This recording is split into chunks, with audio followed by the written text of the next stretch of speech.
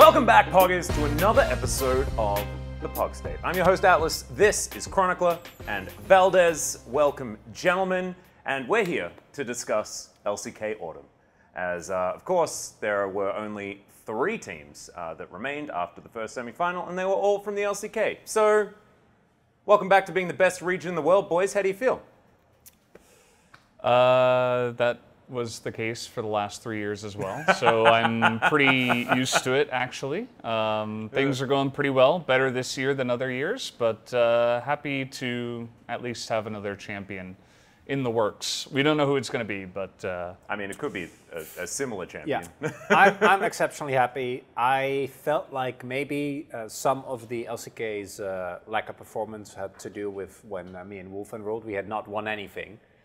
So I was getting a little worried, but as it turns out, we have no control over that, so it didn't really end up mattering. And the amount of talent and level play that's been showcased by LCK teams is just very, very heartwarming, having seen a lot of our teams really struggle over the course of this year. Yeah, it's been something really vindicating about this World Championship, because I think that all of us here at the LCK, and all of you that have been watching the LCK, kind of felt it as well, right? Like, we see T1, their meteoric rise in spring, when they didn't do very much to change their roster, and then all of these other teams sort of start coming up and rebuilding and finding that synergy towards the end of the summer split. And so what it felt like to me was that our region was just getting better, because they were meeting the level of a team that looked extraordinarily dominant. And so seeing the fact that that's all worked out, seeing the fact that our 4th seed is now in the world final, the first time that's ever happened, is absolutely insane. I made a joke tweet about this, about Liv Sandbox. Like, but Liv Sandbox and KT being as good as they were, I actually think was a large part of what also catapulted a lot of the other teams, right? Like, they didn't end up making it, but they kind of took DRX with them, forced DRX to be better, and it was that push to improve that I think really helped out and strengthened the league as a whole. You couldn't really just only do well against the one other good team. You had to really be on your guard against a lot of LCK teams. yeah, I mean, there's something to be said about when everybody's getting better. It's just like the floor is rising, right? So everybody's kind of floating on top. I guess in this case, the floor would be water and not lava. But everybody's kind of like floating up, you know, as boats, and everybody comes up to a similar level. And I think that did happen. But there's definitely something to be said about form for this Worlds, because obviously DRX, you know, it's the tried and true point that everybody's made on every cast with DRX so far, which is like, they were not the team that was supposed to be here, basically. They were 6th, and then they somehow won in the regional qualifiers, and then they somehow made it through play-ins and through groups and then through knockouts and stuff. So their form has just been insane. Like, the way they've just meteorically risen. One of those words, yeah. As well. It's been really cool to see. And I think that, you know, they always had it in them. They just needed some more time to really fulfill and realize that true level that all those players, you know, who are all like 9 out of 10 now on that roster, it just took some time. I think Zach is an 11 out of 10 personally. That guy played absolutely ridiculously today. Blew my absolute mind. But I want to go back to what you said, Chronicler, because I think you're exactly right. The competitiveness. It's the competitiveness of our league. And the fact that our, like, what was it, top 6 teams were all basically in, like, contention for being better than one another at the end of the split, right? And to me, one of the big things is what used to be the strength of the LPL, and the reason why a lot of people felt like the LPL was such a strong region was because a lot of the teams were very diverse. So one team did A, another team did B, C, D, until, like, what was it, FG, because there's so many teams in the league. And then as a result, no matter what the meta shift will be, you'll always end up having a good team. But in the LCK, we kind of got both worlds, where not only did we have Sandbox, which played very scrappy, a couple of bot-centric teams, especially during the regular split when Guma and Carrier weren't as good as they are now.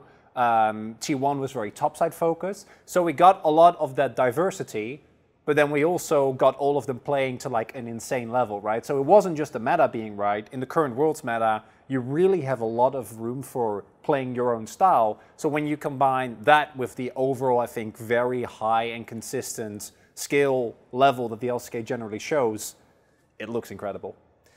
It certainly has, and it's taken the world by storm this year as well, which has been extraordinarily heartwarming. And we're going to get into those, the semifinals, but first, I want to check in with our friend Wolf. You may have noticed that there's only 3 of us here. There are 4 of us that are mainstays on the LCK broadcast. Wolf is currently in North America, so let's just go and see what he's been up to, shall we?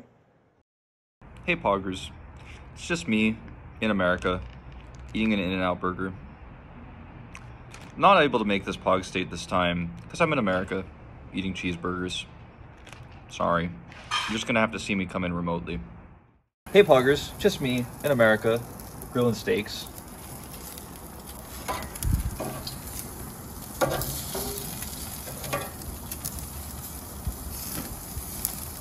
Is there anything more American than the joy of a cookout outside? No, I don't think so. Whoa! Cool stuff! I loved Wolf doing those things and showing us what it's like to watch League in the US. It's great how he represented America. I miss my home so much. Perfect. Anyway, yeah, by the way, we didn't actually know what was on that video, so that's just how things go. Sure, you did a great job. Yeah, I think that this generic reaction is always the way to do it. Let's get into our first semifinal. So, T1 managing to take down JDG. Now, not all of us here predicted that T1 would win this series. Some of us got our predictions and game score absolutely correct. Others did not. Just a shameless plug because I did manage to actually correctly predict that one, and I haven't been predicting very well, so I'm taking all my wins. I was a free tour. I was a 3-1er as well. Play-by-play supremacy over here. 3-2. 3-2. I did do very well during quarters, but Yeah. I did not do well during semis. No. Yeah, no, I nailed it in quarters outside of anything that DRX had anything to do with. In fact, my predictions have been Makes perfect, unless it's DRX, because I've just been betting against them the entire time. Keep and doing it's that. working. It's getting Def to the world final. He's there now, so T1 3-0 is going to be the prediction there, a bit of a spoiler. So, T1 though, they played extraordinarily well. I think that, like, from what we saw in the group stage, Damwon Kia versus JDG, especially that first game, really put expectations extraordinarily high for both Damwon, but also JDG, Oh, yeah. who looked just so crisp with their map rotations. Like, their laning wasn't necessarily that powerful, but a lot of people describe this team as like mid-game team fighting, get themselves back into the game. But the way they made decisions around the map and moving towards different positions, to me, was the most impressive. I'm mind blown that T1 seemingly went back to what they did in spring, which was a very strong macro team. In the same way, we're like utilizing picks like RE-RISE and actually being able to kind of run over other teams. But then now with Lucian, Nami, and like a lot of other aggressive bottom lanes, as opposed to what it was back then, which was Ophelia and Philios and Jinx, which are a lot slower. So they were even faster. Mechanically, everyone on the team looked completely insane, like in the best form that we've seen in probably all year. Barring, ironically, Zeus, who was still exceptional, played against what I think was the best top laner of the tournament, even though those two, it's always going to be a toss-up depending on the resources they get in the matchup and whatnot. And then Guma and Carrier just going absolute god mode is... It's just another example of what I was talking about before. It's like, it's so important to... Everybody does this. Everybody's a victim to this kind of idea where it's like, the player was really good and then they started not playing so well, and then everybody kind of jumps on the bandwagon of like, oh, this guy, you know, he's not good anymore. Guma was never good. Guma was never good, you know, all this stuff. Like, people start rewriting history all of a sudden. It's like, oh, this guy doesn't, you know, I wish we had Teddy back or something, you know? But like, Guma had so many amazing moments in spring, and Carrier, I mean, he was my #1 player, I think, for spring, you know, in a lot of people's minds. And then in summer, they didn't have the same level, so people just kind of wrote them off, and they were like, okay, well, these guys, you know, they're not quite as good as they used to be, and when people say it that way, it makes it seem like they can never quite reach that form ever again. But, as we can see, not just T1, but also with DRX, very specifically, and even Damwon, it's just how you perform on the day. It's how your form comes out, how well you can prepare for the best of fives. Now that we get into knockouts and we have best of fives, and it's not just best of ones deciding whether or not you make it or not. we can have another format discussion another day. But I just think it's really important to never really write anybody off. Like, you know, in terms of expectations, it is important to, of course, set, you know, a realistic expectation. Okay, this guy hasn't been playing that well, but it does feel like everybody on T1 and DRX specifically are just kind of reaching a new level, or their old super high level in terms of at least Keria, I would say. Where, once again, everybody's like, oh my god, this guy is insane. It's like, well, yeah, he always had it in him. And now it came out at the most important time. So really it's about who spikes at the right time. And I think that one of the reasons why LCK has performed so well this Worlds compared to other regions, especially LPL, our biggest competitor, has been they just spiked at the right time. They had the better preparation, they had the better form at the right time, and they were able to get it done. They always had it in them. The players were always really fantastic. Same for the LPL team, same for JDG, you know, an insane team in their own right, but T1 just prepared better and they had more tools at their disposal for that best of 5. It really ties into what you also often see, which is people kind of going back and being like, oh yeah, I can't believe no one told us that DRX was going to be this team. It's like, this is not the same team. Like, not even remotely. Player form isn't static, so if those players just keep improving, and especially in a team game, like momentum and having faith in each other is so incredibly important. And I think overall, Valdes really hit the nail on the head. Like, the amount of development and peaking at the right time that we're seeing from not just T1, but I'd argue any LCK team besides Gen G, who interestingly enough regressed, which makes sense considering how high their form in summer was, right? Like, maintaining that I think is very hard, is really, really cool to see. It's also sort of an example of the fact that pressure from outside sources is extraordinarily difficult to deal with.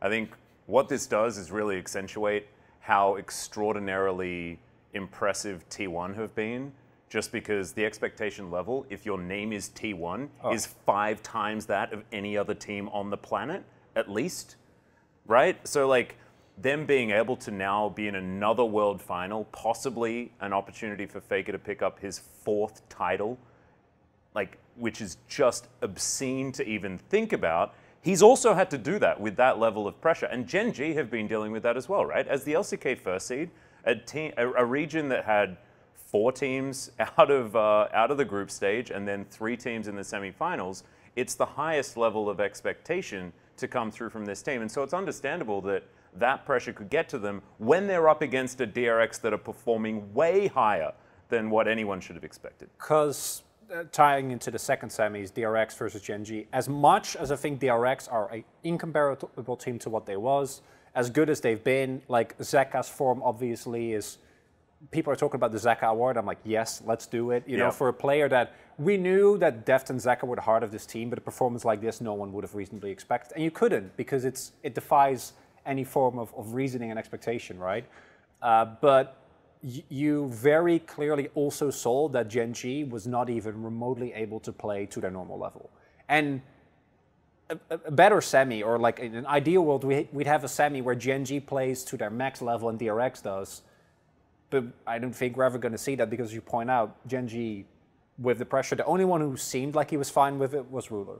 Every other player on the team just couldn't cope. And like, that's another example. Like, if you go back to summer, it's not the same team.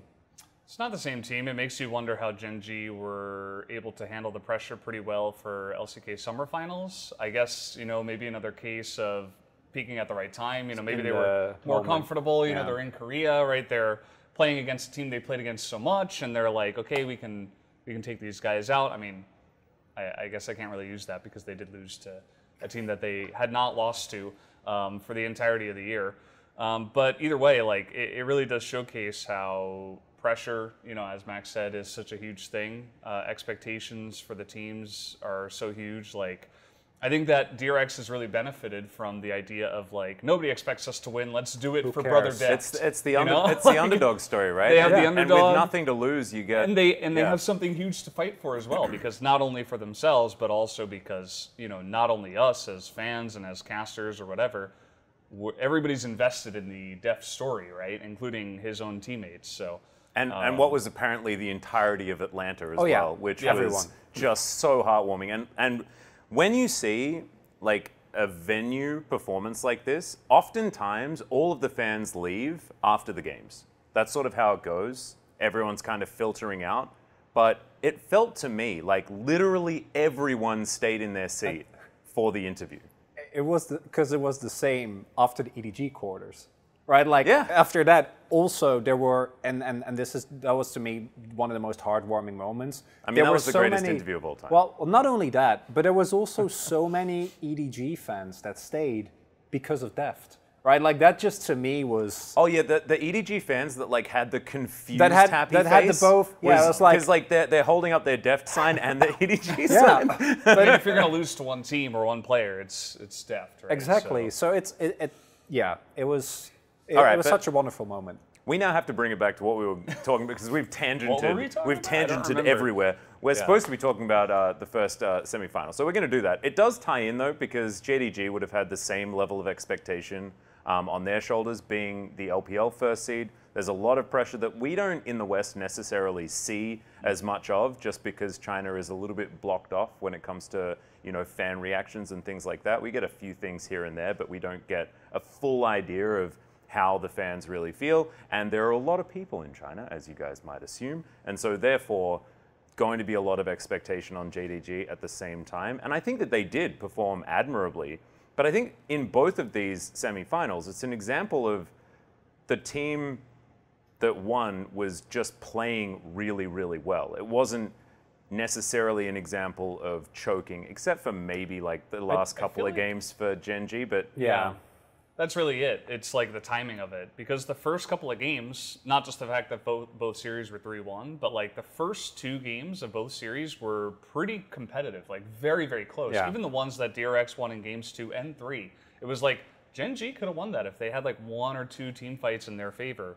yeah, and I Same think for yeah, JDG, yeah. right? Where it's like the first couple of games, obviously the one that they won, but even the first one that T1 won was very close. But then once it got to like game 3 and especially game 4 for both series, both of the teams that were losing just collapsed. It was like we can't do it anymore. Like we can't handle it.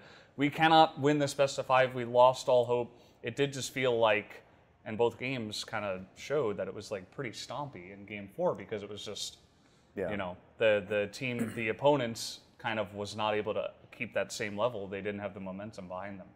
Yeah, I agree. I think that in the T1 series, it was a little bit more strategy-based. I think that what T1 did was kind of beautiful in their draft. In game number 1, the game where you have the least pressure, where you have a few buffer games in order to get things back in line, it was something that we saw Gen.G do against Damwon in their first series that they probably experimented on a little bit too much. But T1 just leaves everything up. Like Kanavi being able to get Viego is something that I wasn't expecting to happen the entire series, and something that T1 definitely did manage to pivot really beautifully towards. The Jax matchup there towards the top side, something that 369 has also proven that he's extremely good at. Yagao getting comfort, and also the bottom lane having Aphelios Lulu into the Lucian Nami is something we've seen be very successful.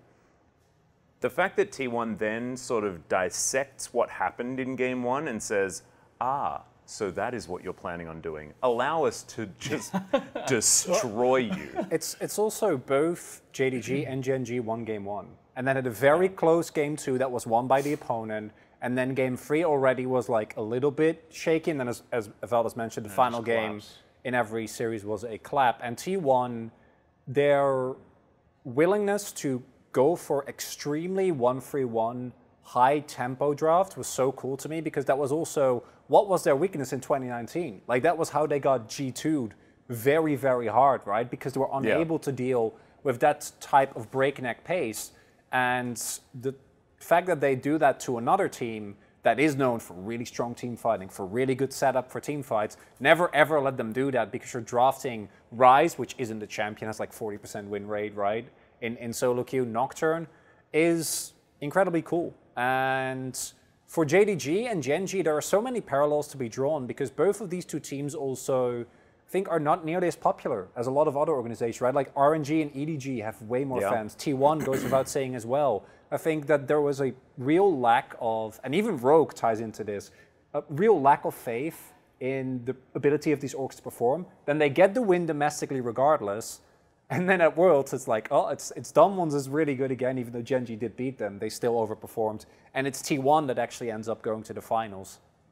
Yeah, no, exactly right. And I think that like expectation, really big deal. I want to bring us back, and I think I have the perfect way to really recap the semi-final, and that is just to hear Wolf's thoughts, who won't get sidetracked by other things, and he will actually just talk about the T1 versus JDG matchup. Take it away, Wolf. So the T1 JDG series was really interesting, and I know that a lot of people are going to criticize me for my JDG prediction. I predicted them winning the series 3-2. And I really thought that Kanavi's role was going to be way more important in the T1 series than it actually ended up being. Some of my fears for JDG going into that series was they were going to try to play around top side, where Zayas can play weak side stuff like the Gangplank, which he played, and then it weakens the bottom side, where Hope has been looking very weak this tournament. He's really underperforming. Hope was one of my big standout players I was most looking forward to watching for this tournament, and he hasn't really performed. He didn't really perform in that series, living up to his name, unfortunately, a little bit in this tournament. But the cool thing about T1 in that series was I thought it was a culmination of a year of T1's experimentation and drafting. Some of the stuff we've seen with Faker's Galio, Zayas playing Camille, playing the Galio Camille together was really amazing to see actually come to fruition at best of 5. And after losing game 1, T1 just realized, I can't beat this team in straight up 5v5 fights, or that is going to be the hard path, rather, to win this best of 5. Not that they can't do it, but it's a very hard path for them to win the best of 5 by team fighting. So what they decided to do instead was actually draft completely differently and play around 1-3-1s. They played the Yone. Gangplank from Zayas absorbs a lot of pressure, becomes fed later on, carries the game. And it was really cool to see that T1 got to be vindicated in this best of 5 from all the draft woes they had all year long. The fans were criticizing them so heavily for how they drafted, the risks they took. And I think a lot of people were very skeptical, even in that best of 5, of the drafts T1 had, but it worked out brilliantly because their macro just ended up being way better. One other thing I guess I could criticize for JDG is Hope's positioning was pretty suspect during the series. Yagao, unfortunately, felt pretty invisible too in the best of 5 overall. But T1 was the better team on the day, and they absolutely smashed it. Even game 1 was very close, so really impressive stuff from T1. Thank you so much, Wolf. I know feels bad to get a prediction wrong. However, you put yourself in the greatest position, which was either you're correct in your prediction or the LCK wins. And so therefore, it's happiness on both sides. I appreciate the ability to be happy either way. I like that one a lot. I assume he knew in his heart of hearts that T1 were going to win. I think he did, deep down. Let's get into our second semi-final. This was the one that, for us, just happened this morning. We are going to do our very best to make sure that you guys are watching this in a timely manner so that we can get straight towards the final, which is going to be in a few days' time for you guys. But we just watched it, and so we're fresh off the feels of this 3-1 that, honestly, most of us just never thought should happen. I woke up a little bit too late, so I was like, started watching the series at 6:15 in the morning, which was just after First Blood that DRX managed to pick up, and I was like, oh, maybe it's possible. And then game 1 continued, and I was like, oh, it's not possible. It's 3-0, it's exactly as I predicted. Gen.G looked way too good. And then pure What shit. happens? It's Yoshi? it's the same story, right? Where game 1, Gen.G got, I think, a great draft, a lot of power for them. The MF, justifiably, I'd argue, has just not been that good. Playing Camille into Kenj feels kind of bad. Overall, the DRX draft, I don't think is that good. And afterwards, they adjust, and then from that point onward, at no point in that series does Gen.G really look like they have the confidence, right? Like they're feeling like they're in control. I think, to me, game 3 was the breaking point, where Gen.G is like, we're going to fall back. It's the Gen.G thing. They did this last year a lot as well. Scaling, a lot of range, a lot of team fighting power. And then they get completely run over by Pioshik on Viego and Silas, or Akali rather, from Zeka. And then from that point onward, like, if that doesn't work, what do you do? Where do you go? Yeah, I think in terms of game strategy, I don't think that DRX really pulled the stuff that T1 did in terms of like, you know, we have this crazy strat, we're going to let them do what they want, and then we're going to like bring in, you know, the real emergency plan A and plan B. But they did bring in some pretty interesting stuff like the Caitlyn Lux in game 2, which was like, oh, okay, cool. Like they're going to try this thing, try to really dominate lane. And something important as well for DRX, by the way, which I think we forgot to mention, is that while the carries, Deft and Zeka, especially with Zeka's performance here in this semifinal more than anything else, they are kind of like the engine that drives the whole thing, but the guy who's actually driving the car is like Barrel. Because he's like, and he's often off-road driving. He's in a four-wheel drive or a wheel. monster truck. We don't know what he's driving, but he's driving it. Sometimes it goes off the rails, and some of the Lux plays as well, he got kind of booned by Ruler and stuff like that, and it wasn't all clean, but it was very DRX, right? They got there, and then, you know, they had some pretty interesting ideas in draft, but like, they just played so incredibly well. Like Zeka's performance on Ahri, I think that might have been like the early sign. You know? It was like the foreshadowing, because Gen.G did have a good game 3. It was really close. They were actually even ahead in gold for a decent majority of that game. But obviously that's not the most important thing. And then eventually DRX just won, you know, a bunch of big team fights towards the end. They just played it better, and that was the real backbreaker. But I think like the Ahri play in game 2 for me was really like, holy shit, like this is, okay, now they're here to Chovy play. Underneath his turret, like getting charmed and harassed by Zeka is like, because and the team fighting as well, it's insane. No, absolutely, but I think that the biggest criticism that a lot of people had, and I might be a little bit biased about this because I was on a podcast with Kira and Rich just recently, and Kira was like, Zeka's a terrible laner, he's just so bad at laning. And I'm like, I hope he shuts the F up now about that, because like I'm pretty sure like if you beat the guy that's the best at laning, also on a champion that you just pull out now after not playing it through the entire tournament, in a matchup that we know a lot about. There is a lot of tape about Sylas Ahri, and it is largely a skill matchup. Despite the range disparity, oftentimes Sylas gets through it pretty comfortably. In our experience. And the key thing here to mention as well is the 1-2 of Gragas Kindred, with which they picked up 2 wins, I think is incredibly strong, because not only do you get a front line to help you out with your double marksman comms, especially if you add the Braum that they had in the final game. When that Nautilus got blinded, that Braum got locked in, I'm like, it's doomed. But also, because of how obnoxious DRX is, and Barrel specifically, Heimer was banned every single game. I just want to reiterate, it's really easy to forget because we've kind of come to accept it. Heimerdinger supports had to be banned.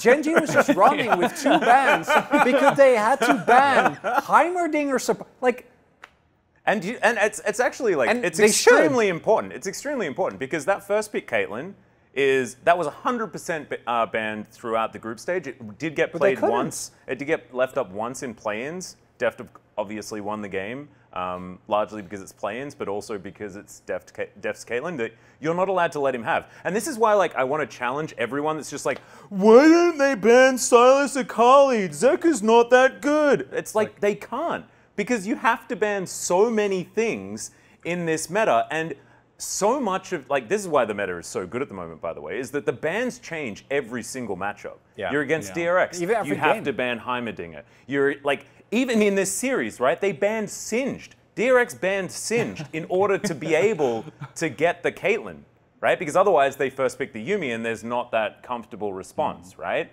So, like, I just think that, like, the back and forth when it comes to the picks and bans are so incredibly cool to watch. Also, important point about Zeka is that it's, you know, in terms of rewriting history, like, he's rewritten his own history so many times, like, you can't even just do that, you know, that fan idea of like, oh, we'll just ban his 2 best champions and he'll be done. Like, he's proven so many times that he can play so many other things and dominate, one of the best laners in the world. Okay, so the guy can play so many things. He doesn't have to pull them out, because if Sylas and Akali are there, then he'll just play those, because why not? Because his Sylas and Akali is 11 out of 10, so he doesn't have to show anything else, which means that he can pull out Ahri in game 2 and have also just as much of a game-breaking performance because he is just a fantastic player. He's not just a Silas Akali 2-trick anymore. He is just really, really good.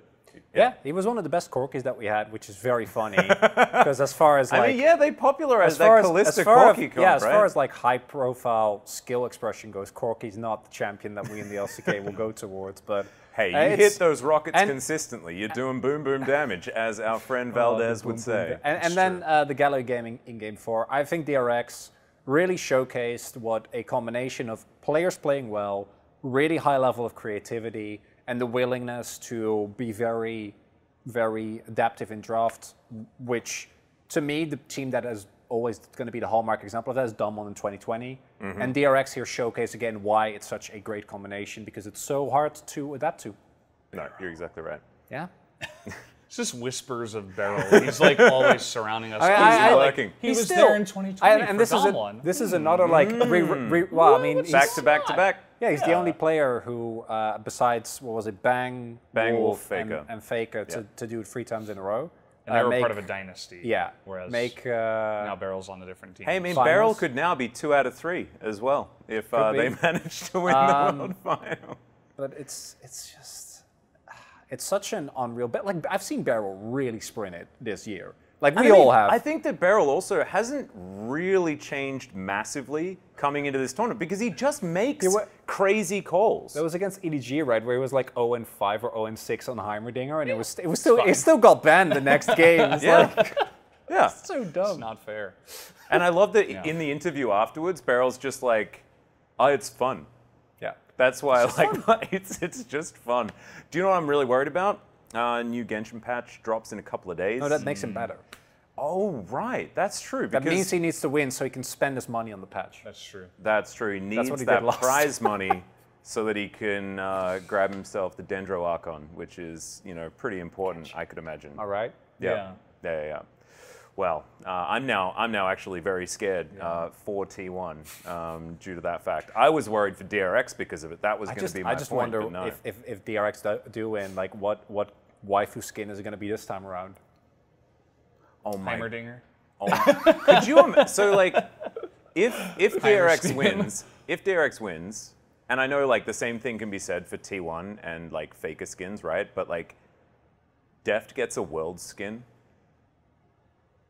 Could you imagine how many that would sell? Like that is so many.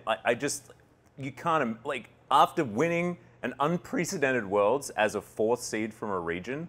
I mean, I'd feel like even if I didn't have any money, any part of my income needs to go to dedicating myself to Deft. That makes sense. There are a lot of fans that feel that way. There's also Yeah, I could imagine that there'd be a few people that would feel pretty compelled. I think for DRX, there's also 2 out of the 5 picks already feel locked into me because there is, in my opinion, still King and Ornn. Like, I feel King like his and Ornn has Ornn to is like a, By the way, and then Pioshik Skindred, which is also so then it becomes about what the other ones are. But I feel like we've I really want to. Beryl has to be Heimerdinger, and it's not even a skin. It's actually just Beryl. Like it's actually just his face skinned over Heimerdinger. That's what it needs to be. And instead of throwing wrenches, he throws phones with gacha games on. No, he throws credit cards. Okay. Oh, exactly. I kind of now just want to. Now I just kind of want to talk about which skin every player, all of the 10 players are going to pick. I wonder which skin Faker would choose not to use ever. He'll use it like once, maybe. I feel like he's running out of champions, I mean, it's not true because it is Faker and he plays every champion in the game, but... Would it be a Galio? What about, like, champions that... Could be. He has played in the World Finals and stuff. For Zeus, it's Jace, which is not... Zeus, Jace. I mean, it has to be Owner Jace, Lee. right, yeah. Like, those are kind of no-brainers. Guma, I don't really know. I hope it's not Lee, because there's so many Lee Sin skins. Like every jungler that wins Worlds wants a Lee Sin skin. Yeah. I don't know if he's allowed to actually. I feel like sometimes maybe they're like, you need to. And also the Jace is really difficult because it's a very difficult skin to build. I know. There's 2 Worlds Lee skins, right? FPX and an SKT one? Yeah, I know Bengi definitely has one, right? Yeah, and Tian has one as well. And Tian has one, yeah. I mean, unless he just goes down like the FPX route and just goes another GP skin as well for Zeus, he could do that also. I mean, his pirate's pretty good. Yeah. Bottom side, What if Carrier? Guma did a Zaya skin? That'd be cool. I think Carrier would do a Pike skin. That's what I feel like he would Has do. he played Just it? 'cause Yeah, I it don't think was, he's played it this Worlds yet. Oh no, That's fine, he I'll needs pick to get it. his Pike game in. Are you think sure? he has. I think he has. I think he Kinda played it remember in him group playing stage. it. I'm not 100%. I've stage. like. I think he might have just played it so that he can lock in his skin. That actually makes a lot of sense. Between play-ins, which was also like 64 games, and like all the group games, it's very. I mean, things are meshing. Things are definitely. It's also starting like to the meld most together. unique champions ever picked at Worlds, Yeah. like by a large margin. It's Yeah. like This meta is really amazing. like 15 It's really awesome. extra champions. It's Yeah. unreal. I feel like the team that's playing better generally wins, and I think you still get rewarded for playing a good early game and for playing out early game compositions. Game that comes to mind is EDG versus T1, their first matchup, where T1 really played like a breakneck composition, where if you don't get a lead and win the game, then you lose. Yeah. But they played it out very well and were rewarded for it. We've seen a lot of teams pick scaling and manage to actually scale into winning games. Like, I just think it's really, really cool that you can play out so many different styles. You mentioned already that T1, like, they started team fighting against JDG, but then decided they didn't want to. And then they split pushed. They played the map very effectively. And that also worked out very well. Like, we've actually seen the return of split pushing somehow Yeah. at Worlds. So on that topic, back to the gloating. Yeah. Do you think that because this meta is best at showing which team is actually better, that now the LCK is doing the best, and that's why? Well, I mean, yeah, One generally. of the most leading questions I've Just ever curious what heard you think. in my entire life, Valdes. I love it. Well, I mean, I'd have to think about it for a bit, Valdes, but I'd say in a meta where you're highly rewarded for skill expression and for knowledge of different win conditions, that the team that wins in a meta like this is generally the best team, and therefore, with the fact that best- we have every team in the final, means that the LCK is probably I the know we're best doing region a in the bit, world. but the best team always wins. Like, I is can't not deal with true. this. That is not Yes, true. I think it is. I think that like TES were the best in their group in the last week. They didn't win. True, right? but maybe they should have been good week Were one. Dom the best team mean, true. overall last year, but they just didn't play a good final? I'd say so. And EDG Ooh, overperformed? But, true. Like, but I still. talking about form, you know? Yeah, But I mean, yeah, on the that's day. the same way that you could talk about DRX versus Gen G, right? And on the day is important. What I think is really cool is that if you go back in league history, right? Like if you try and discern certain eras, there is a very clear, like the start of Modern League is season 3, right? 2013. Yep. Because season 2 was the kind of the first year. Season 1 goes without saying because there were It's lot of all a servers bit weren't up cloudy yet. before Faker Exactly. existed. He brought light to League of Legends. So 2013 to 2017 are like LCK is the best without like any. There's just no reason. There's no room for doubt. It is just very obvious. Then 2018 and 2019, or 2018 in particular, is like the darkest of years for any LCK fan. Then 2019, they are still very much like kind of recovering, and then starting in 2020. I think that the current era, which might now be over again, which is LCK and LPL are very evenly matched. And I know we bring up a lot of the talk coming into the tournament was the 1 and 8, but especially in 2021 and even in this year's MSI, like it was very obvious that the teams were extremely close. And I think the form of the day really, really mattered. And I wonder whether what we have witnessed this Worlds is going to remain the case, which is like LCK, because last year, as you pointed out, 3 years, right? Like Hanwha Live making out of groups, although in that case they were helped a little bit by Fnatic booming, but still an insane level of overperformance from that team. Every LCK makes out of the every LCK team makes it to quarters. This year, every LCK team makes it to quarters. Again, we get 3 teams in semis, but this time around, there's like no question. So I'm wondering whether this will be a return to the LCK era, or whether we're gonna have Back and forth back and forth years, depending on what is the meta, how do the teams look, because as you point out, in all in the universe, maybe TES does make it out, and maybe they do actually perform to like the peak level that we saw glimpses of in the second week. But it could also be that now we're just back to LCK on top, right? Because the signs were kind of on the wall last time around. Then EDG clutched it out.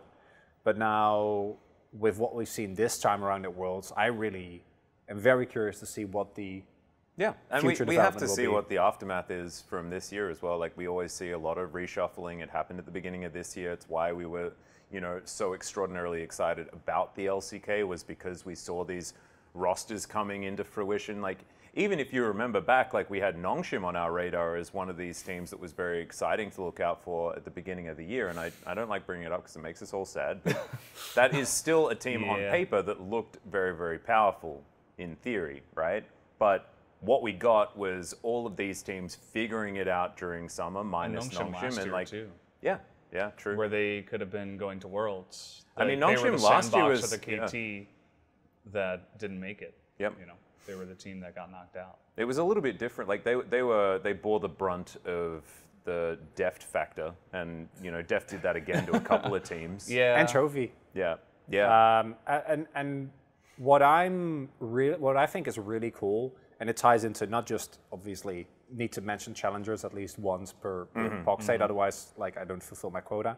But what you see, and T1 is to me the best example of this, and Zeka is as well, is that the LCK has now married what used to be the old LCK style of still, especially DRX, like playing very controlled, playing very find lead, choke out opponent. You know, I think the games against Gen G, they were like they ran over them because Gen G wasn't performing very well. But at large, that's how DRX has played most of their knockout games. But then T1 is like insanely high mechanics, insanely quick map movement, and like a style of individualism and tempo and throwing off your opponent that is directly yoinked from what beat the LCK in 2019. Yeah. Because like both the level of team fighting, which is, or was, depending on how you look at it, an LPL staple, and then the 1-3-1 and the creativity of a G2, which was by a large margin the best European team in 2019, to me is really, really cool to see the LCK kind of take all those parts and then marry it to what has always been, I think, the consistency of the region. But I'm going to stop you there just for a moment, gentlemen, because we still need to hear from Wolf. And he needs to give us his thoughts on our second semi-final. So he was also very fresh. We were talking about this, and it was just this morning for us, but I think it was like a couple of hours or a couple of minutes after that series was over. So some very fresh thoughts from Wolf about that second semi-final between Gen G and DRX. Take it away, mate. DRX versus Gen G, where do we even start? This series was one that I predicted to be Gen G 3-1. I think most people predicted a 3-0 for Gen G. It was looking like it was going to be that one-sided. And DRX is a team that came into this tournament 6th place in regular season. They finished 5th, 6th after losing the first round of playoffs. Then they came into groups where a lot of people were skeptical about their chances of getting out of the group. They get out of the group. They go into a quarterfinals and beat EDG in a reverse sweep, go into semifinals where they're massive underdogs, and then crush it, smash it. It's a one-sided affair. And now Deft gets to play against his old high school friend Faker in the finals. There's no more beautiful story than that. And you know, I don't know how much of this is actually going to get edited out because I'm sure everyone is saying this on the Pog State episode as well. Like, this is what we're all feeling, and Deft's plot armor really came true. But the really big standout for me in this best of 5 was how little fear DRX played with. Pioshik willing to pick the Kindred early in drafts, knowing he's going to be able to carry on it, knowing they're going to be able to set up on objectives around it super well, which they did. And it wasn't just a Graves counter pick, it was just a standard pick that Gen G didn't have a great answer to. And beyond that, Zeka had an amazing performance. They set him up to play the Akali versus Chovy on the Azir. He had side lane control, he carried every team fight. He's my front runner right now for World's MVP leading into the finals. He looks amazing right now. His form is so good. And remember, this is Zeka who was underperforming and arguably playing behind players like Closer and Vikla, who were the other mid laners he was competing with in that World's qualifier, that they just barely got through with 2 Game 5 series they played. It's just an incredible story. And the finals itself was also, I think, Gen G choking a little bit. Chovy looked like his Hanwha Life self, where he was off on his own, trying to farm, trying to actually get macro plays done, very disconnected from Peanut in a lot of those games. In particular, there was a moment in mid where he was actually pushing the mid wave instead of actually being there to link up with his team on the Azir. Some really minor mistakes that ended up costing them big in a series this competitive where DRX was overperforming. Really big tragedy for Gen G at the end of the day because expectations for Gen G were this is practically a walkover. When T1 won the finals, everyone's like, all right, T1 Gen G rematch. That's what everybody expected. And the expectations for DRX were very low. So they got to play basically with no fear, with no feeling of regret going into this best of 5. And I think it gave them a lot of power, actually, over Gen G. That will carry over to the finals. Oh my God. Thank you so much So for that, Wolf. insightful. Wow. Yeah. He's just extraordinary, Exceptional. isn't he? Yeah. Oh, Really loved it. Great thoughts. That's why we sent him to America. Yeah. I thought you were trying to get rid of him. I just Thank wanted goodness. that to sit as like a no context. People are like, what? You're like, anyway. Another one of our amazing Yeah, we sent Korean him. Anyway. exports. Yeah. But we digress. It is now time to get into the final, I reckon. I know we're not going to stay there, guys. I do want to address the fact that we just talk about whatever we want to talk about. And so things will just continue to stray and stray. But we're going to start off with a conversation about our projections for T1 versus DRX. And I want to preface this by something that I've said earlier in the episode, and that is that T1 are going to win 3-0, and it won't be close. It'll be extremely easy for them. Of course. No one believe him. He's lying. No, it's set in stone. No, I I think. believe him. He's gotten all the DRX predictions right so far. Sorry, I mean T1. I've gotten all the T1 predictions correct, and I've gotten all of the DRX predictions incorrect. Exactly. It's a stoppable It's perfect. force versus a movable object, Chronicler. Wait, the Take it inverse away. of those things. No, I'm just letting away, you stew in Chronicler. this one. So, to me, the fairy tale of DRX ideally would continue. I want this team to win. I think the level of play that individually they've been able to maintain is exceptional. My one caveat is that I think the T1 in their current form are the best team in the world. And I think they strong arm everyone into playing how they want to play. And I think that's where DRX is going to run into really, really big troubles. Even when Gen G at this Worlds looked good, because I'll leave Summer alone, because in Summer they were very proactive. Peanut in particular was like running around the map, like double ganking bot lane like 5 times before Invading the jungle all the evading time. permanently, like very different team. But at Worlds, Gen G, even when they looked good, were a pretty slow-paced team that were like playing for team fights. They didn't show the confidence or the tempo that they showed in Summer. It was more like Spring Gen G, right? Yeah. We wait, look for a good team fight angle, and then we play.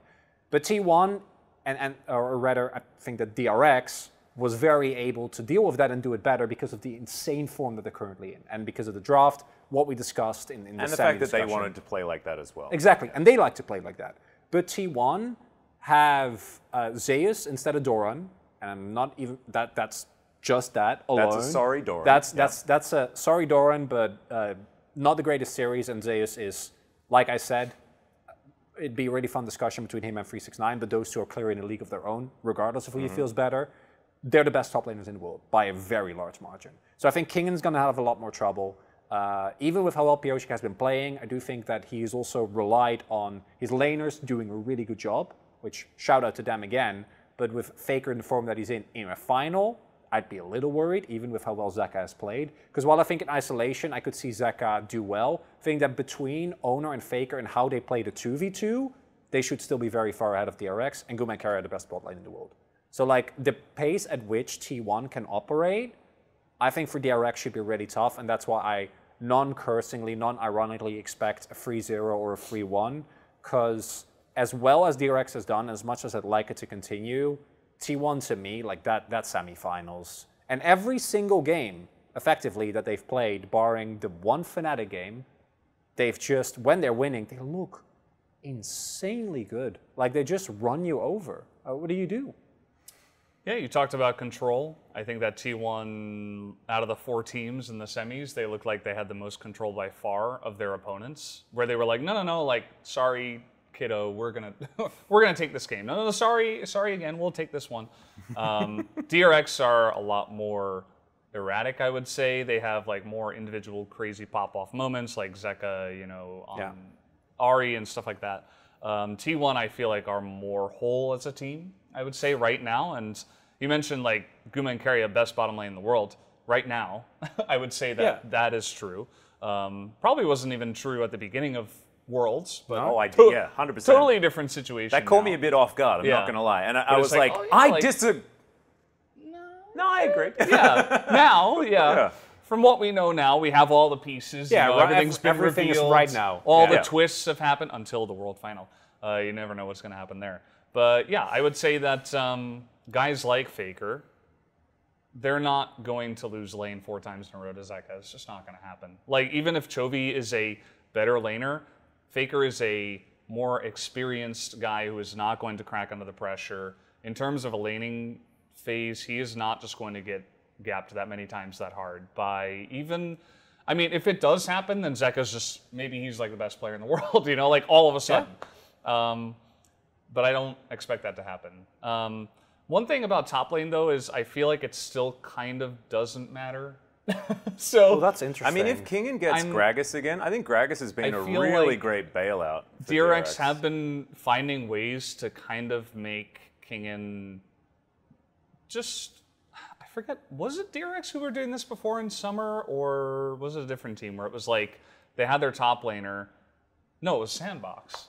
It was Sandbox with Dove, right? It's just like, okay, well, you come down and join us on the team fights and you sacrifice lane. Obviously, Kingen's not doing that level, and he is a much better top laner in terms of laning than Dove, but like, they don't need him to carry. They don't need him to match Zeus in terms of skill. I think they just need to pick the right stuff and get him into team fights, and then just let your carries do their thing. You know, let Pyosik be a utility player, and you can make it happen. I would still predict T1 in terms of, if we're doing predictions, I would probably say 3-1. I think that DRX, they have too much riding on this now, where That's fair. I feel like that might actually take away from their ability to play well, because up until this point, it's like nobody's expecting it, but now it's like, no, they're going to do it, and then maybe they just fall just a little bit short, because now everybody's like, we're so close, we can do this, and maybe that's when the pressure gets to them, but...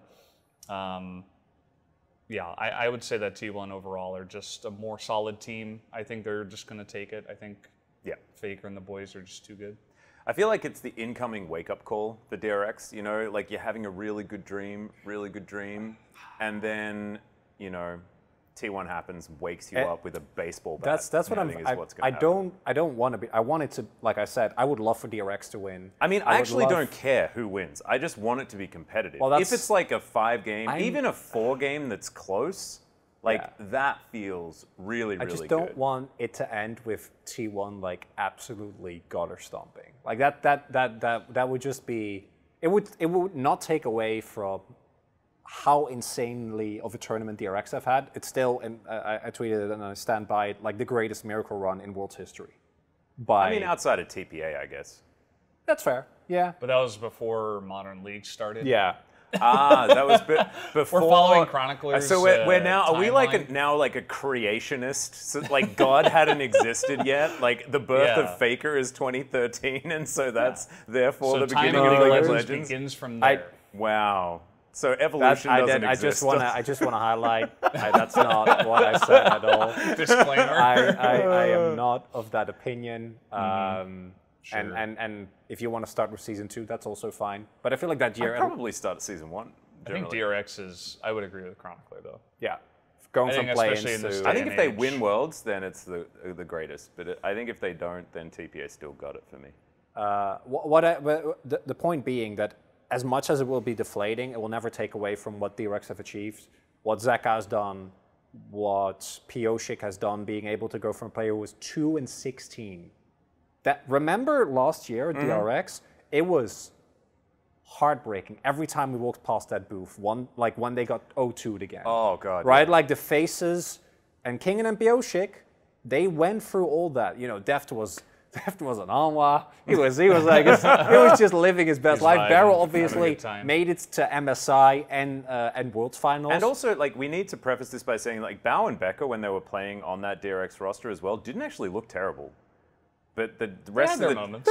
they had their moments. But what I want to say is that, like, they weren't. It wasn't just the top side of the map that oh, no, these guys, the bottom lane's boosted. We need to get Beryl and Deft, otherwise we're going to suck. Like, that wasn't the case, I don't think. I think they all sucked. They just all sucked, right? And even in 2020, Pioshik was probably the most highly criticized player on that roster, which in hindsight, please don't talk to me about DRX in best of fives in 2020. Such an insane roster in hindsight, especially. And in terms of storylines, there's also like either Zeus in his first Worlds or anyone because it's Kingan's first Worlds and it's Zeka's first Worlds. Like the two of them versus Zeus, getting a Worlds win in your first Worlds is also... And like Pioshik being like Zeus's first Worlds? It is, yeah. That's what I said. Yeah, Zeus. Zeus and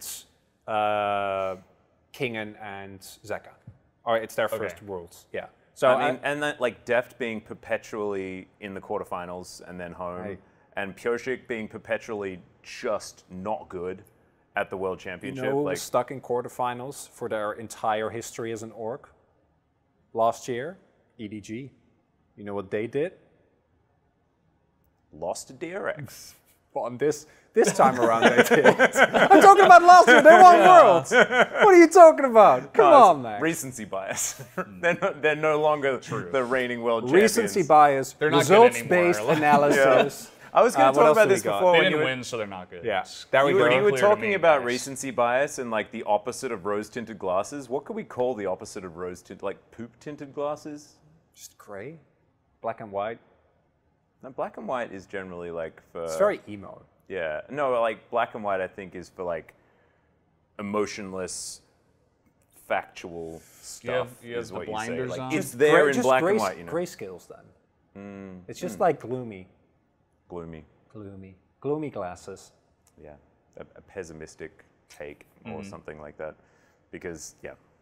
I don't know. I got a little bit sidetracked by that one. Cut the video. Oh, actually, no. This is perfect. This is perfect because now we can hear Wolf's thoughts on the final and what his predictions are going to be. Take it away, sir. So going into the finals, I think overwhelmingly T1 are still the favorites.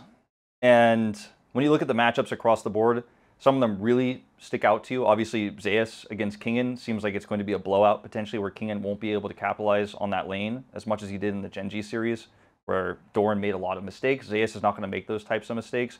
You're not going to have as much power there. And the mid lane is one that's, I think, favoring DRX right now in terms of individual skill. Like Zeka's performing better than Faker on an individual level. But Faker is a smarter player, I think, overall, and his experience is really going to shine through, so I give them the edge there.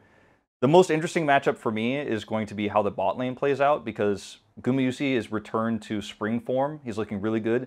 Keria seems to have a lot more flexibility in what he can play in the support role, rather than Beryl, who's looked very weak on engaged supports throughout this tournament and just in general throughout 2022. So I'm leaning towards the bot duo of T1. The only reason I would ever give an edge to DRX going to this best of 5 is almost just this metaphysical idea, this theory, this feeling of we doubted DRX in the Worlds qualifiers.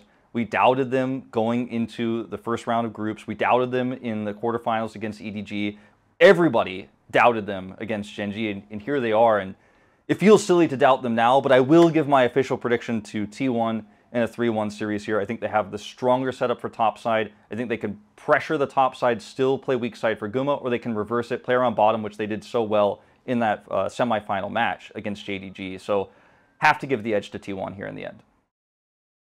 Thank you so much, American Wolf, for the insight for the final. We have a few final thoughts here, and maybe just some help, just because we're not going to be there on the actual Worlds broadcast, so we thought we'd give you some overarching narrative. Much like a lot of the stuff that will be delivered, but we just wanted to add whatever we could here on the Pog State, because, you know, as far as like overarching things, certainly a lot has been mentioned, but like let's just have a bit of a chat. You already mentioned the Marco What about boys. The players from Griffin, and then the players from 2020 DRX, and where all of them are today, because we have a bunch of them in the top 4, at least, of Worlds. In terms of Griffin, we don't have Tarzan, unfortunately, but Doran was there, right? We had Keria, Chovy, Viper, well, you know, he was close, right? Close to the top 4. But then, you know, in terms of that 5-man roster, that's that. But then we get into DRX as well, 2020, which had Keria and Deft. And all of these players just are incredible. They have like some kind of like secret sauce. I don't know what allows them to be so good year over year, through thick and thin, through getting bodied in some regular seasons, then to making gauntlet runs. You know, obviously Deft is an obvious one, but the other guys as well. Like, and then getting on great teams and performing really well with them, and like Doran's case and stuff like that. Like, how do they manage to do that? What is the secret sauce of these players? I'm really happy you went back to, because we talked about Griffin a little bit on the broadcast as well, because between Griffin and the other team that this tournament was not nearly as relevant, besides Beryl, was Damon, of course, that came up with them. And it really makes me, as much as I obviously love challenge, it really makes me miss promotions. Because there have been teams, and there might be players right now that are in challengers, and if they had the chance to come up into the LCK, the way that Damon and Griffin did, like, if you look at how important those players are to what we achieved as a region over the last 2 years, it's no, absolutely. I think the young blood is definitely something that's worth mentioning, because there is a combination of both, right? We've got the 2 oldest players from the LCK in Deft and Finka. That's actually unreal. Yeah. But both of them are accompanied by so many young players. And I think that, like, DRX overall, not nearly as young as T1 are. It is definitely like, you know, Faker, the big brother, or the uncle, I guess. Bring and me then to the World kids, Subers. right? And has a lot of very young talent on that team. But the same can be said for, you know, Deft and taking care of his players. I think Beryl is a bit older and has a bit more experience as well, but has certainly been through thick and thin. So you could say that, like, the bottom lane, I think Beryl's probably a bit young at heart as well, especially with how he plays the game. So I'd probably say that he can go into the younger players category. But, like, him and Deft able to, like, mold the others in, you know, 2 different ways at the same time is really, really cute.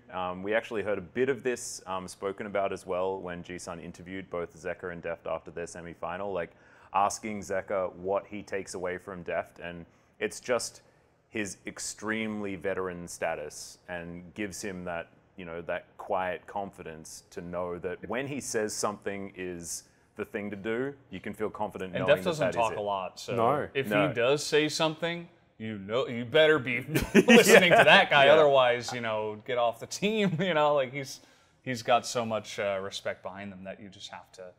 It just, like, drags everybody along with him, just like you were saying. The amount of poetic one-liners that Deft has dropped over the course of this World Championship, like the last year, is actually insane, right? Like, the amount of perspective that he offers. What I think is really, really cool, and this is more of a stylistic thing, is that for T1, greatness is expected. Like, the fact that they make finals is good, but even last year, with a top laner that was a lot more one-dimensional, and a roster that hadn't played nearly as much together, they still got 1 game away from finals. So them making it to finals, I think, is obviously a return to true greatness, regardless of whether they win, but it's also expected. But I would implore you to go back and watch on DRX, their YouTube, the DRX voice comms when they were down 0-2 to EDG, because it paints such a... It's Deft, it's Deft dropping one-liners and be like, hey guys, it's about the journey, let's have some fun.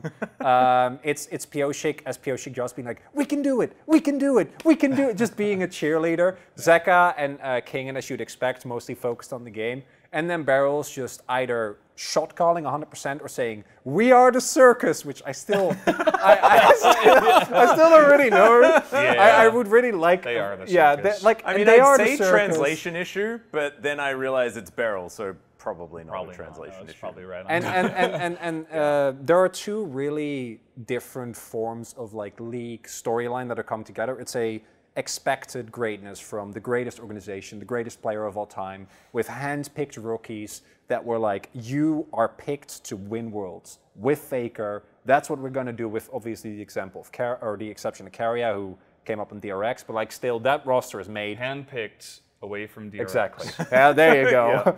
Yeah. We're gonna win worlds, and then DRX is the chaos. You know, the unexpected quantity, the creativity. Not that T1 isn't creative, but, like, the difference in how these 2 teams look and how their journey has been could not be more different, and it makes for such an insanely interesting. Yeah. Cool it's going to be a final. really cool clash of fan groups as well, because I feel like everybody that was rooting for someone that wasn't T1 are now on the DRX boat. 100%. And T1 is T1, so they have this giant fan base. I have like a lot of friends in Korea that they don't do esports or whatever, but they message me every single time T1 wins. They're like, man, they look so good. I'm like, you're watching this? What? It's like 6 a.m. They're like, yeah, it's before work. I don't care. I gotta watch this.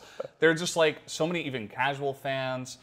T1 has an insanely large fan base versus the world. Like, it's everybody else, and the right? Deft fans, and the Deft fans, and basically everyone from China, because like there's like a large amount of them are just EDG fans, and so they're Deft fans, and a lot of them are T1 fans as well. Well, that's true actually. But they would fall in the SKT/T1. T1 bubble. So they'll fall into that bubble. But then all there's the EDG so many fans. that all of the And then EDG it's fans like come over to the DRX all the side. underdog followers. So all of Australia, definitely. That's what we naturally Australia. do. Yeah. Just everybody who is rooting for not T1, you know, they For a want a miracle. different winner. They want like the miracle story, the underdog. It's gonna be really And cool. all of the anime watchers, all of the anime watchers Exactly. are DRX fans. Yeah. I think like Ashley's tweet T1 was are the 100% final boss, right? on Like, the I money. don't watch anime, Yeah. but there's final bosses in anime. And that kind of plays into I think the global side should know about this, at least if you're an LCK fan, but at the beginning of the regional qualifiers, it was the last dance, or the dance lasts, right? The lasting dance. The lasting dance. This dance has been going on forever. And it's kind of like nobody expected it. Even the fans, they were like, you know, it's the last dance. But then after they won once, they're like, oh, this dance is lasting. And the dance is still lasting. And they made it to Worlds. And now they're in the World Final. It's like the dance never ends. It's I mean, like this is the longest the dance can go. nobody. Literally, Yeah. from play-ins to finals. And I think that like, win or lose, I think Deft plays another year. Yeah. Because I think that like the thing that Deft Maybe if he didn't wins, want. maybe not. I think don't know. it might be that like he retires on a win, but I still think that like for Deft, we've heard this from him so many times, is what he wants is to pursue excellence. And what he's discovered this year was that he does feel like he's still improving. And so like that means that I assume we get him for at least another year, right? If that motivation is still there. I really hope so. I went back to the KT series yesterday, and they won game 1 being down like 10k gold. Game 1 of that series, DRX won. I remember Then they lost to an auto-filled Zyra.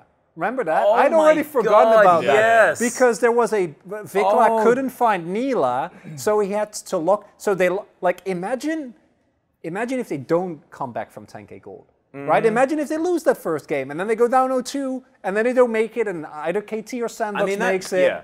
I forgot how and then that series was. Well, that's like, if you go back, so many steps on this journey have just been like, it's not happening. The dance lasts. They honestly Nobody look like they're expected playing that any, you know, this is the one narrative point that I know they're going to get, because they've said it every single time. And it should should be said every time, because every step of the way, it's like, well, we didn't expect them here. Like, what are they going to do today? It's exactly what you're talking about. It's like, oh, I don't know. Like, can they make it past Gen G? Probably not. And then they do. It's like, it's the never-ending story for DRX. And it's so actually kind of how EDG won Worlds last year, which is like actually also beautiful, because now it's like Deft, who was talking about this in that interview, and it's so poignant and so beautiful. Like talking about like when Scout and Mako won Worlds, at first he was happy, then he was sad because he felt like he was left behind. But now he's left them behind, and he was the one to actively do it with his hands,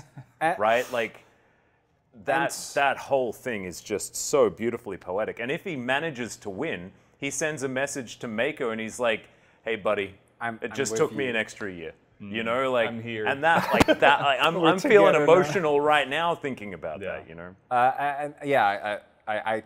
We talked about what our breakpoint was for that quarterfinal. For you, it was Deft hugging Mako. For me, it was hugging the Scout, like like just the first time, like, that was where the reality really sunk in of like, this is what he's managed to do, right? And won't go into it too much because we'll get there again. And as much as like we've talked about the DRX line and what history Deft has had to overcome, right? Like playing against his former team, literally former team. Then a lot of his former teammates in Doran and in Chovy, taking them down. And now going Mako up... Scout, yeah. So from Mako Scout, then Yeah. to Doran Chovy, now to obviously Carrier, and then even though they didn't play together, like Faker and him have been in the same league for so long. But then if you look at T1, T1's story is one of utter dominance of so many storied organizations, and like without a doubt showing like how good they are, right? Like 3-0ing RNG, completely running them over, and especially that second game where Guma is just, it's Spring Guma again. That was to me the point where I was like, oh, well, we're back to this again, I guess. Yeah. And then going with a 3-1 victory for JDG. And as much as it might feel sad to not see the Miracle run come true, especially if T1 get a dominant victory, I also want to like highlight how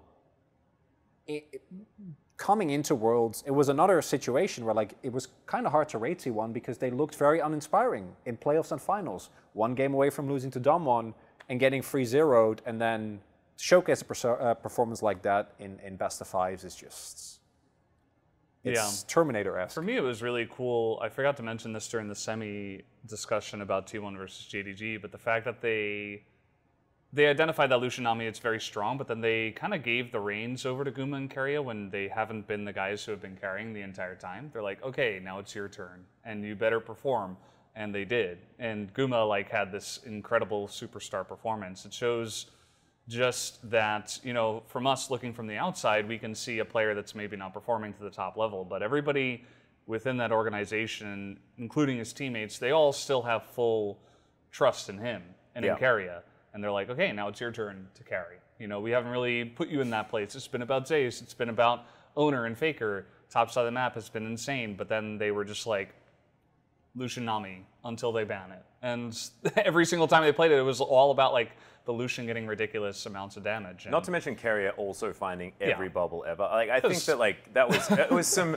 I say vintage Keria, and by that I mean definitely one of the best players to ever play the game. He is insane, and it's the perfect example of form is temporary, class is permanent. We talked a lot about it at the top of the episode, but now coming back to it, it's like any player, even Owner, you know, he hasn't looked like he did when he was stomping people every jungle like in spring and even in summer. Or last year at Worlds. Yeah, or last year at Worlds, but I'm sure in the finals he's going to be right there. Like when it comes down to it, all 5 of these players are like, they're like the final bosses in their own role.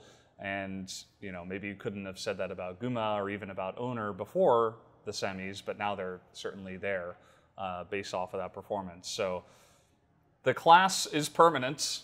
They are the final boss. I don't think it's a question. You know, all the T1 fans are going to be like, yeah, we knew it all of the time, but that's not necessarily true either because, you know, everybody's love for them is a bit fickle when they start performing below their 10 out of 10. People are like, oh, I don't know what to do, but now at least they're at 10 out of 10, and I think it's going to be the real final boss for DRX. So it's what we want, right? If the finals, imagine if it were DRX versus Gen G, it would have been like a crazy story, and it would have been really great for DRX, but at the end of the day, we could also say like, you know, Gen G, they could have played better, which we have seen them play better throughout this year many times.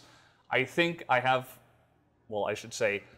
confidence that T1 will play at the top of their level for the final. I think they're more consistent. I think they've demonstrated that. And also they've been challenged a bit more, right? Because the fact that they got through JDG, and I think like, although it wasn't necessarily grueling for T1, we know that JDG are an extraordinarily high caliber team, right? We've seen JDG face off against Damwon in the group stage as well, and that was extremely competitive.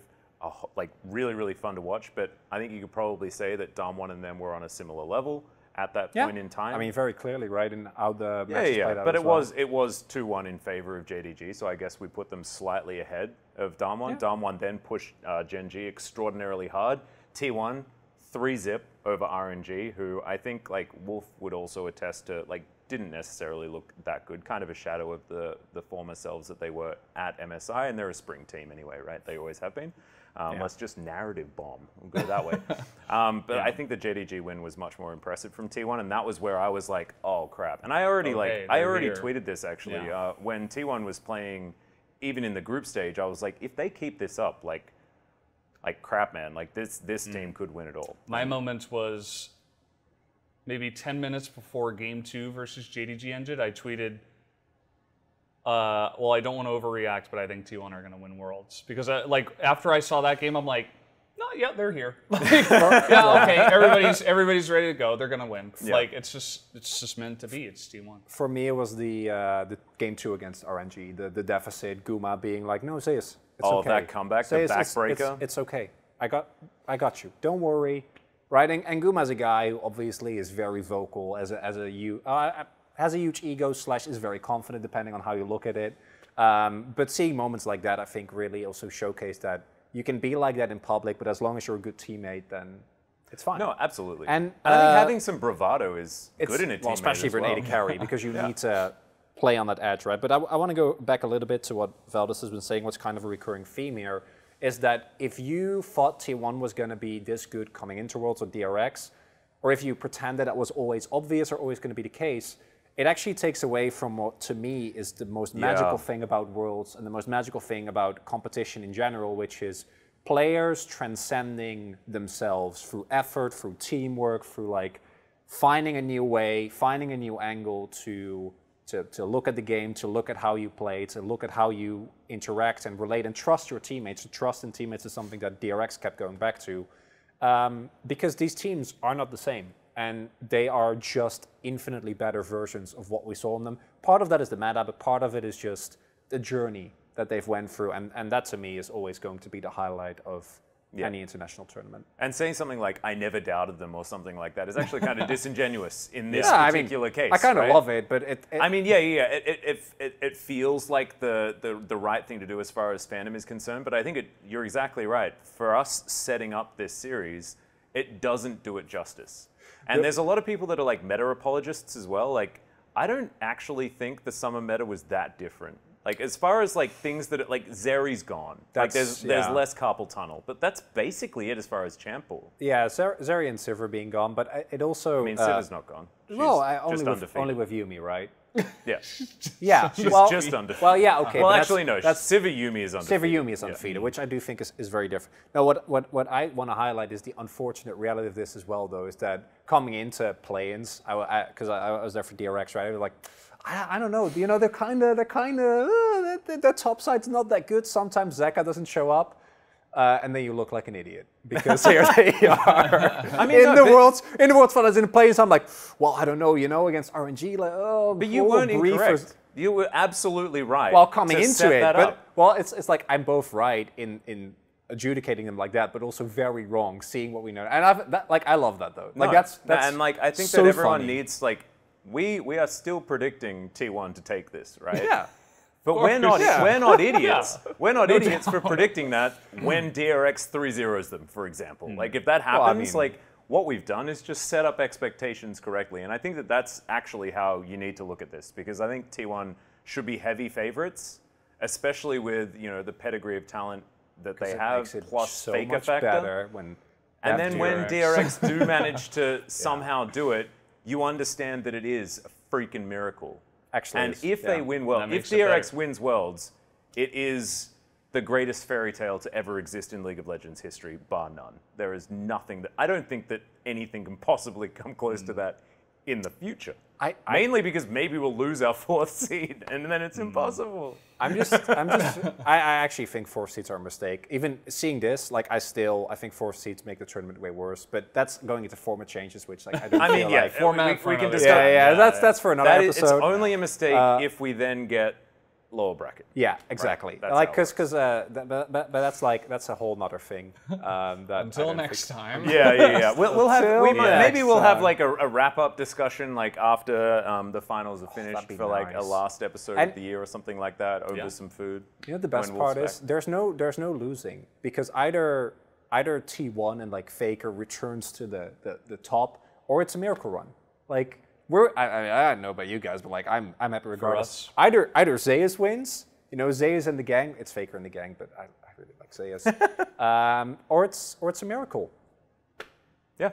No, it's actually just amazing, no matter what happens. And Faker picking up his 4th title, Deft picking up his 1st. As far as the old guard are concerned, I think all of us are pretty happy about it. If you've been watching League of Legends for a long time, Carrier getting his 1st title, so Valdes can very happy with that. Yeah.